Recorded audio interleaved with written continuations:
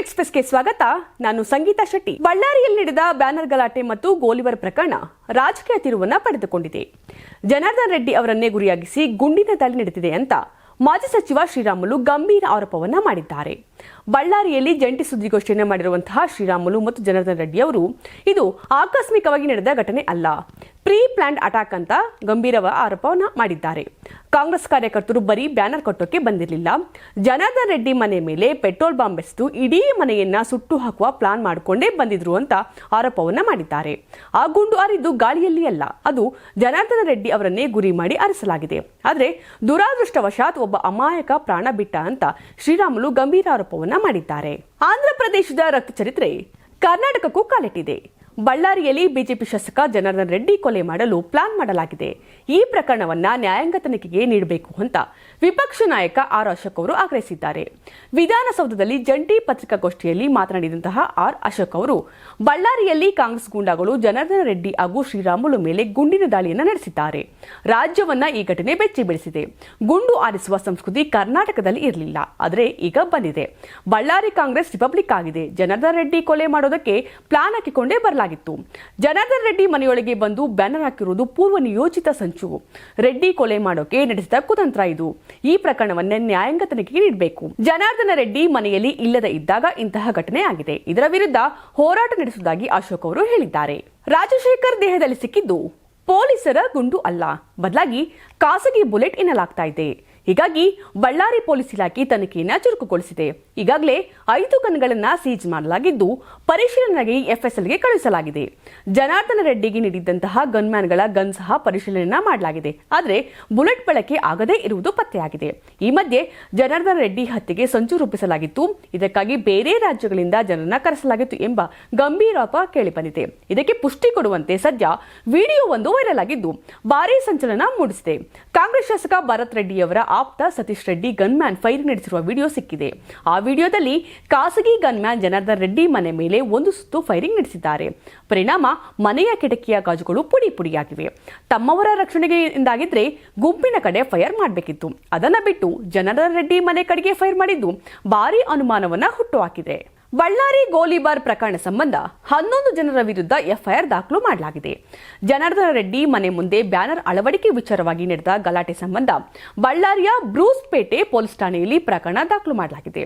ಶಾಸಕ ಜನಾರ್ದನ ರೆಡ್ಡಿ, ಸೋಮಶೇಖರ್ ರೆಡ್ಡಿ, ಮಾಜಿ ಸಚಿವ ಶ್ರೀರಾಮುಲು, ಅಲಿಖಾನ್, ದಮ್ಮೂರ್ ಶೇಖರ್, ಮೋತ್ಕರ್ ಶ್ರೀನಿವಾಸ್, ಪ್ರಕಾಶ್ ರೆಡ್ಡಿ, ರಮಣ, ಪಾಲನ್ನ, ದಿವಾಕರ್ ಹಾಗೂ ಮಾರುತಿ ಪ್ರಸಾದ್ ವಿರುದ್ಧ ಕೇಸ್ ದಾಖಲು ಮಾಡಲಾಗಿದೆ. ಸಂಕ್ರಾಂತಿ ಹಬ್ಬದ ನಂತರ ಸಚಿವ ಸಂಪುಟ ಪುನರಚನೆ ನಡೆಯುವ ಸಾಧ್ಯತೆ ಇದ್ದು 50% ಹೊಸಬರಿಗೆ ಸಂಪುಟದಲ್ಲಿ ಅವಕಾಶ ನೀಡುವಂತೆ ಹೈಕಮಾಂಡ್ಗೆ ಒತ್ತಾಯ ಮಾಡಲಾಗಿದೆಯಂತೆ. ಹೀಗಂತ ವಿಧಾನ ಪರಿಷತ್ತಿನ ಸರ್ಕಾರಿ ಮುಖ್ಯ ಸಚೇತಕ ಸಲೀಂ ಅಹಮದ್ ಹೇಳಿದ್ದಾರೆ. ಮುಂಬರುವ ತಾಲೂಕು ಮತ್ತು ಜಿಲ್ಲಾ ಪಂಚಾಯತ್ ಚುನಾವಣೆಗಳ ಹಿನ್ನೆಲೆ ಮತ್ತು 2028ರ ವಿಧಾನಸಭಾ ಚುನಾವಣೆಯಲ್ಲಿ ಕಾಂಗ್ರೆಸ್ ಪಕ್ಷವು ತನ್ನ ಅಧಿಕಾರ ಉಳಿಸಿಕೊಳ್ಳುವುದಕ್ಕೆ ಸಹಾಯ ಮಾಡುವುದಕ್ಕೆ ಪಕ್ಷದ ನಾಯಕತ್ವವು ಹೊಸ ಮುಖಗಳಿಗೆ ಆದ್ಯತೆ ನೀಡಬೇಕಿದೆ ಅಂತ ಹುಬ್ಬಳ್ಳಿಯಲ್ಲಿ ಸುದ್ದಿಗಾರರೊಂದಿಗೆ ಮಾತನಾಡುವಂತಹ ವೇಳೆ ಸಲೀಂ ಅಹಮದ್ ಹೇಳಿದ್ದಾರೆ. ನಟ ದರ್ಶನ್ ಪತ್ನಿ ವಿಜಯಲಕ್ಷ್ಮಿ ವಿರುದ್ಧ ಅಶ್ಲೀಲ ಮತ್ತು ಅವಹೇಳನಕಾರಿ ಪೋಸ್ಟ್ ಮಾಡಿದ ಆರೋಪದ ಮೇಲೆ ಸಾಫ್ಟ್ವೇರ್ ಇಂಜಿನಿಯರ್ ಮತ್ತು ಆಟೋ ರಿಕ್ಷಾ ಚಾಲಕನನ್ನ ಬಂಧಿಸಲಾಗಿದೆ. ಬೆಂಗಳೂರಿನ ಚಿಕ್ಕಬಾಣವರ ನಿವಾಸಿ ಆಟೋ ರಿಕ್ಷಾ ಚಾಲಕ 45 ವರ್ಷದ ಚಂದ್ರಶೇಖರ್ ಮತ್ತು ದಾವಣಗೆರೆಯ ಸಾಫ್ಟ್ವೇರ್ ಇಂಜಿನಿಯರ್ 31 ವರ್ಷದ ನಿತಿನ್ನನ್ನ ಬಂಧಿಸಲಾಗಿದೆ. ಡಿಸೆಂಬರ್ 24ರಂದು ವಿಜಯಲಕ್ಷ್ಮಿ ಸೈಬರ್ ಕ್ರೈಮ್ ಪೊಲೀಸ್ ಠಾಣೆಯಲ್ಲಿ ದೂರು ದಾಖಲಿಸಿದ್ರು. ಕೆಲವು ವ್ಯಕ್ತಿಗಳು ಸಾಮಾಜಿಕ ಮಾಧ್ಯಮಗಳಲ್ಲಿ ತಮ್ಮ ಮತ್ತು ಅವರ ಕುಟುಂಬದ ವಿರುದ್ಧ ಕೀಳು ಮಟ್ಟದ ಅಶ್ಲೀಲ ಅವಹೇಳನಕಾರಿ ಪೋಸ್ಟ್ಗಳು ಮತ್ತು ಕಾಮೆಂಟ್ಗಳು ಮತ್ತು ಸಂದೇಶಗಳನ್ನ ಮಾಡುತ್ತಿದ್ದಾರೆ ಅಂತ ದೂರನ್ನ ನೀಡಿದ್ರು. 15 ಇನ್ಸ್ಟಾಗ್ರಾಂ ಐಡಿ ಮತ್ತು 150ಕ್ಕೂ ಹೆಚ್ಚು ಕೆಟ್ಟ ಕಾಮೆಂಟ್ ವಿರುದ್ಧ ಫೋಟೋ ಸಮೇತ ದೂರನ್ನ ದಾಖಲಿಸಿದ್ರು. ಧರ್ಮಸ್ಥಳ ಬುರ್ಡೆ ಪ್ರಕರಣಕ್ಕೆ ಬಿಗ್ ಟ್ವಿಸ್ಟ್ ಸಿಕ್ಕಿದೆ. ಬುರ್ಡೆ ಗ್ಯಾಂಗ್ ವಿರುದ್ಧ ಕಾನೂನು ಹೋರಾಟಕ್ಕೆ ಶ್ರೀ ಕ್ಷೇತ್ರವೇ ಅಧಿಕೃತವಾಗಿ ಎಂಟ್ರಿಯಾಗಿದೆ. ಈ ಮೂಲಕ ದೇವಸ್ಥಾನದ ವಿರುದ್ಧ ಷಡ್ಯಂತ್ರ ನಡೆಸಿದವರಿಗೆ ತಕ್ಕ ಪಾಠ ಕಲಿಸಲು ಮುಂದಾಗಿದೆ. ಎಸ್ಐಟಿ ವರದಿ ವಿಚಾರಣೆಯಲ್ಲಿ ತನ್ನನ್ನ ಪ್ರತಿವಾದಿಯನ್ನಾಗಿಸುವಂತೆ ಅರ್ಜಿಯನ್ನು ಸಲ್ಲಿಸಿದೆ. ಈ ಬಗ್ಗೆ ನಾಳೆ ಕೋರ್ಟ್ ನಿರ್ಧಾರ ಪ್ರಕಟಣೆಯನ್ನ ಮಾಡಲಿದೆ. ನ್ಯಾಯಾಲಯ ಅಸ್ತು ಅಂದ್ರೆ ನಾಳೆ ನೀಡಬೇಕಾಗಿದ್ದಂತಹ ಆದೇಶ ಮುಂದೂಡಿಕೆಯಾಗುವ ಸಾಧ್ಯತೆ ಇದೆ. ಬುರ್ಡೆ ಪ್ರಕರಣ ಸಂಬಂಧ ಎಸ್ಐಟಿ ಈಗಾಗಲೇ ಸುದೀರ್ಘ 4000 ಪುಟಗಳ ವರದಿಯನ್ನ ಬೆಳ್ತಂಗಡಿ ನ್ಯಾಯಾಲಯಕ್ಕೆ ಸಲ್ಲಿಕೆಯನ್ನ ಮಾಡಿದೆ. ಮಾಸ್ಕ್ ಮ್ಯಾಚ್ ಚಿನ್ನಯ್ಯ ಸೇರಿ 6 ಮಂದಿ ಬಗ್ಗೆ ಕ್ಷೇತ್ರದ ವಿರುದ್ಧ ಷಡ್ಯಂತ್ರ ನಡೆಸುವುದು ಉಲ್ಲೇಖಿಸಲಾಗಿದೆ. ಹೀಗಾಗಿ ಅದೇ ನ್ಯಾಯಾಲಯದಲ್ಲಿ ಧರ್ಮಸ್ಥಳ ಪರ ವಕಾಲತ್ತು ಅರ್ಜಿ ಸಲ್ಲಿಕೆಯಾಗಿದೆ. ಪ್ರಧಾನಿ ನರೇಂದ್ರ ಮೋದಿ ಅವರು ಫೆಬ್ರವರಿ 23ಕ್ಕೆ ಮಂಡ್ಯದ ಆದಿಚುಂಚನಗಿರಿಗೆ ಭೇಟಿ ನೀಡಲಿದ್ದಾರೆ. ಬಾಲಗಂಗಾಧರನಾಥ ಶ್ರೀಗಳ ಗದ್ದುಗೆ ಉದ್ಘಾಟನೆ ಮಾಡಲಿದ್ದಾರೆ. ಬಳಿಕ ನಿರ್ಮಲಾನಂದನಾಥ ಶ್ರೀಗಳ ವಾರ್ಷಿಕ ಪಟ್ಟಾಭಿಷೇಕದಲ್ಲಿ ಭಾಗಿಯಾಗಲಿದ್ದಾರೆ. ಇದೇ ವೇಳೆ ಶ್ರೀ ಕ್ಷೇತ್ರ ಆದಿಚುಂಚನಗಿರಿ ಹಾಗೂ ಧಾರ್ಮಿಕ ವಿಚಾರವಾಗಿ ಪ್ರಧಾನಿ ಮೋದಿ ಭಾಷಣ ಮಾಡಲಿದ್ದಾರೆ. ಕೇವಲ ಅಧಿಕೃತ ಘೋಷಣೆಯಷ್ಟೇ ಬಾಕಿ ಇದೆ. ಬೆಂಗಳೂರಿನ ಹಲವಾರು ಪ್ರದೇಶಗಳಲ್ಲಿ ನಾಳೆಯಿಂದ ಮುಂದಿನ 17 ದಿನಗಳ ಕಾಲ ವಿದ್ಯುತ್ ಸರಬರಾಜು ವ್ಯತ್ಯಯವಾಗಲಿದೆ. ಪ್ರಮುಖ ವಿದ್ಯುತ್ ಉಪಕೇಂದ್ರಗಳಲ್ಲಿ ನಿಗದಿತ ನಿರ್ವಹಣಾ ಕಾರ್ಯದಿಂದಾಗಿ ವಿದ್ಯುತ್ ವ್ಯತ್ಯಯವಾಗ್ತಾ ಇದೆ. 220/66/11 ಕೆವಿ ಎಪಿಐಪಿ ಸಬ್ ಸ್ಟೇಷನ್ನಲ್ಲಿ 31.5 MVA ಪವರ್ ಟ್ರಾನ್ಸ್ಫಾರ್ಮರ್ 3ರ ಮರುಪೂರ್ಣ ನಿರ್ವಹಣಾ ಕಾರ್ಯ ಇದೆ.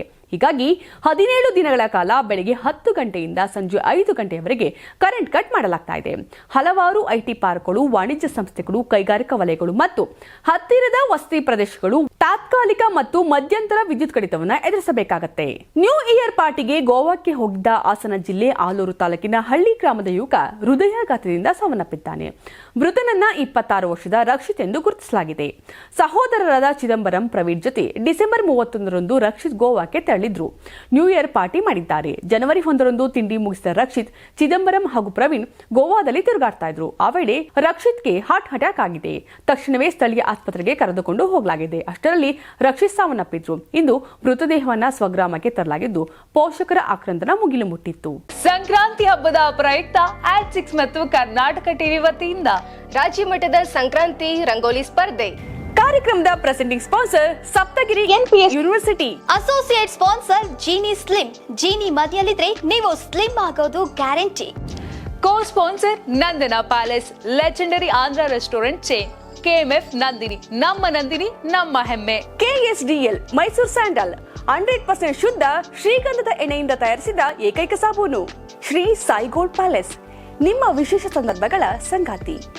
ರಾಜ್ಯಾದ್ಯಂತ ಬೆಂಗಳೂರು ಸೇರಿ 35 ಕೇಂದ್ರಗಳಲ್ಲಿ ಸಂಕ್ರಾಂತಿ ರಂಗೋಲಿ ಸ್ಪರ್ಧೆ. ರಂಗೋಲಿ ಬಿಡಿ, ಆಕರ್ಷಕ ಬಹುಮಾನ ಗೆಲ್ಲಿ. ಜಿಲ್ಲಾವಾರು ವಿಜೇತರಿಗೆ ಬೆಂಗಳೂರಿನಲ್ಲಿ ಜನವರಿ 18ರಂದು ಗ್ರ್ಯಾಂಡ್ ಫಿನಾಲೆ. ಅರ್ಹತಾ ಸುತ್ತಿನ ಮೊದಲ ಬಹುಮಾನ 5,000 ರೂಪಾಯಿ. ದ್ವಿತೀಯ ಬಹುಮಾನ 3,000 ರೂಪಾಯಿ. ತೃತೀಯ ಬಹುಮಾನ 2,000 ರೂಪಾಯಿ. ಫಿನಾಲೆಯ ಮೊದಲ ಬಹುಮಾನ 30,000 ರೂಪಾಯಿ. ದ್ವಿತೀಯ ಬಹುಮಾನ 20,000 ರೂಪಾಯಿ. ತೃತೀಯ ಬಹುಮಾನ 10,000 ರೂಪಾಯಿ. ಹೆಚ್ಚಿನ ಮಾಹಿತಿಗಾಗಿ ನೋಡ್ತಾ ಇರಿ ಕರ್ನಾಟಕ ಟಿವಿ. ಯಾರಾಗ್ತಾರೆ MLA ಅಭ್ಯರ್ಥಿ 2028? ಶೀಘ್ರದಲ್ಲೇ ಪ್ರತಿದಿನ ಒಂದೊಂದು ಕ್ಷೇತ್ರದ ಟಿಕೆಟ್ ಆಕಾಂಕ್ಷಿಗಳ ಸಂಪೂರ್ಣ ಮಾಹಿತಿ ಪೊಲಿಟಿಕಲ್ ಜರ್ನಲಿಸ್ಟ್ KM ಶಿವಕುಮಾರ್ ಅವರಿಂದ.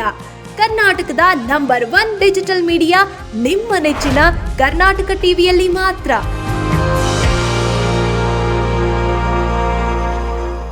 ನೀವು ಸಣ್ಣ ಆಗ್ಬೇಕಲ್ವಾ? ಅದು ಒಂದು ಉತ್ತಮ ಆಹಾರದಿಂದ ಸಣ್ಣ ಆಗ್ಬೇಕಲ್ವಾ? ಪ್ರತಿದಿನ ನಮ್ಮ ಜೀನಿ ಸ್ಲಿಮ್ ನ ಯೂಸ್ ಮಾಡಿ ಯಾವುದೇ ಸೈಡ್ ಎಫೆಕ್ಟ್ ಇಲ್ದಂಗೆ ನೀವು ಸಣ್ಣ ಆಗ್ತೀರಾ.